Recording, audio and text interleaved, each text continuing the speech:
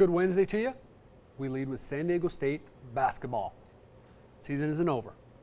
But I'll tell you what, one ride is over for the Aztecs. But really, the journey has barely begun.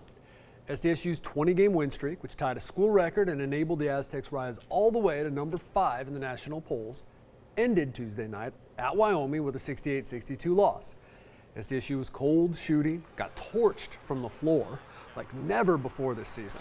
While the Aztecs were shooting 29% in the first half and 38% for the game, Wyoming shot better than 57% of its field goals, better than any of SDSU's previous 22 opponents.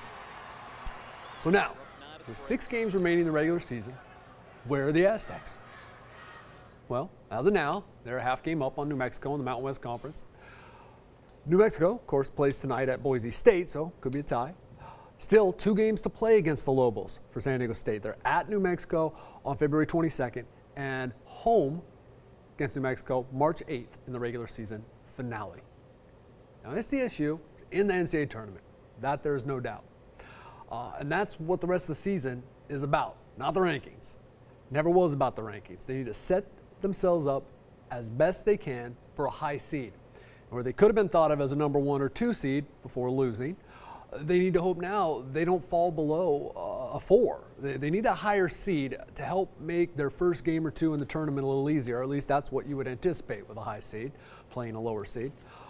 Before that, though, tough road ahead, and they got to shoot better. We've known that, but last night underscored the fact. Leading scorer Xavier Thames had an off night in Wyoming, 13 points, 0 for 8 from behind the three-point line. The Aztecs, they don't have people who can be depended on to pick him up. All right, it was inevitable. All right, we move from one team had a disappointing result. Just one result. That's just their second loss. Can't call the Aztecs a disappointment. Want to stress that. But we're going to talk now about a team that is really struggling. Team USA at the Winter Olympics. UT's Mark Ziegler checked in from Sochi today to talk about that. I think it was warmer in Sochi today than it was in San Diego. Temperatures pushed 60 degrees. There was a beautiful view as the sun set over the Black Sea. And to the east, the tips of the sunset caught the mountains, the snow-capped mountains, and you had the torch, and it was beautiful. Not so beautiful, though, for U.S. athletes inside the arenas surrounding that torch. The U.S. Women's hockey team was leading 1-0 against Canada, gave up 3 unanswered goals, lost 3-2. And then about an hour later, Shani Davis, the speed skater who had won 1,000-meter gold in the last 2 Olympics and was expected by everybody to win a 3rd straight, become the first American man to win gold medals in back-to-back Olympics. He finished 8th, wasn't really even close. And it's kind of a trend right now. You've got the big names in these Olympics for the United States all failing. Bodie Miller 8th in the downhill. Shaun White pulls out of slopestyle and then finishes 4th in halfpipe. Julie Mancuso wins the downhill portion of the combined event in alpine skiing, favored to win the downhill. She finishes 8th as well. On and on it goes. And so there has not been a good first 4 or 5 days for the United States. But there are more events and a lot of snowboarding and freestyle skiing events where they excel coming up, so those tides could turn. Okay, Padres spring training begins tomorrow. Pitchers and catchers report at the Peoria Sports Complex. A lot of position players will be there earlier than they need to, always are, and here's one right now. Padres being talked about as a possible wild card contender by the experts. And here is left fielder Carlos Quentin on why that may be. I think what they see is a team that has a chance, that has been constructed to be a complete team, defensively, pitching, and provide run support with a little power, with a little bit of everything. People are aware of what talent we have. NL West is extremely talented. And let me say that first and foremost, I guess. We're well of the talent in the NL West. And we feel like we can compete in this division, and we feel like when you feel like you can compete, you feel like you can win. All right, we'll see. Bunch of ifs still.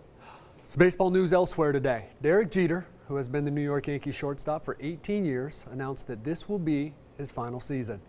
Jeter was the 1996 Rookie of the Year, and he enters the 2014 season having played 2,602 games.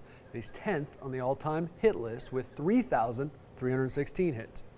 He's a 13-time All-Star, has 5 World Series rings.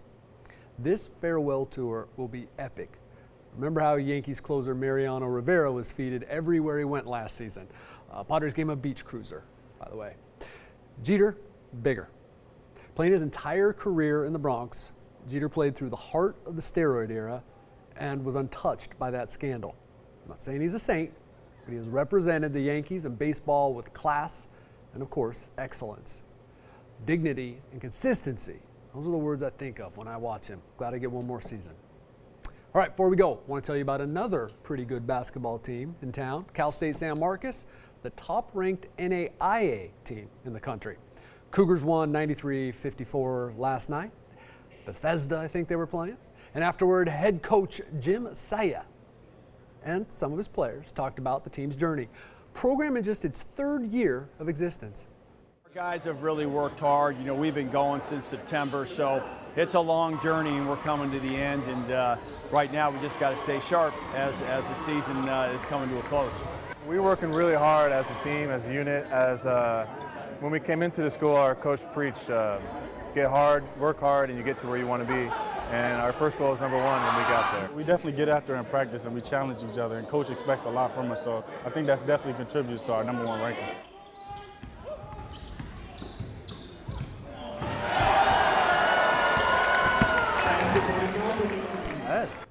All right, we'll be bringing you this report from spring training tomorrow, beginning tomorrow. Be there for more than a week. UT San Diego News is next.